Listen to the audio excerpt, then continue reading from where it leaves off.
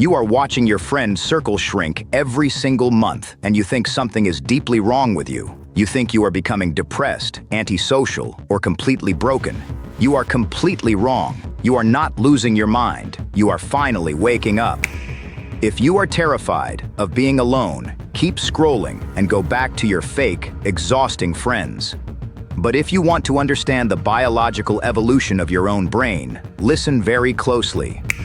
The German philosopher Friedrich Nietzsche understood a brutal reality about the human condition. The masses are nothing but a mindless herd. The herd survives by enforcing mediocrity, small talk, and constant distraction. Nietzsche argued that the higher a person's intelligence, the less they can tolerate the exhausting noise of average people. You are not isolating yourself because you are flawed. You are isolating yourself because your tolerance for absolute nonsense has permanently dropped to zero.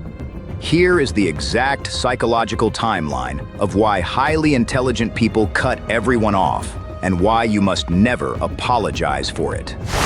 Phase 1. The tolerance crash. Look at your recent interactions. 2 years ago, you used to force yourself to laugh at their stupid jokes. You used to sit in crowded restaurants, listening to them gossip about people who do not matter, talking about the same meaningless drama every single weekend.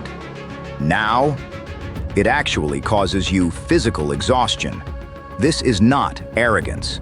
This is your brain's biological defense mechanism.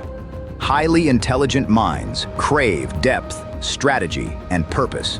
When forced to engage in low-frequency small talk, your brain literally starves. You are cutting them off because hanging out with them feels like a heavy psychological chore. Phase 2. The solitude upgrade. Average people view being alone as a severe punishment. They need constant background noise, text messages, and cheap social validation just to prove they exist. The elite mind views isolation as an absolute upgrade. You suddenly realize that your energy is your most valuable financial and mental currency. Every minute you spend trying to maintain a fake connection is a minute stolen from building your own empire. When you can sit in a completely silent room and feel absolute peace instead of panic, you have officially separated yourself from the herd. Phase 3. The access denial. This is where the ruthless execution begins. You do not write a dramatic farewell message. You do not explain your new boundaries to people who lack the emotional capacity to understand them anyway. You simply revoke their access to your life.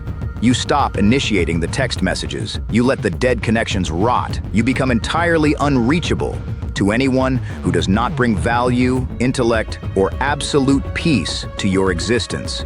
They will call you arrogant. They will call you selfish. Let them. A lion does not apologize to the sheep for walking away from the flock.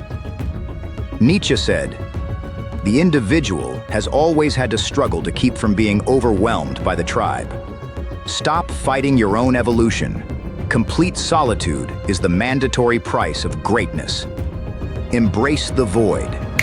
Now, the execution.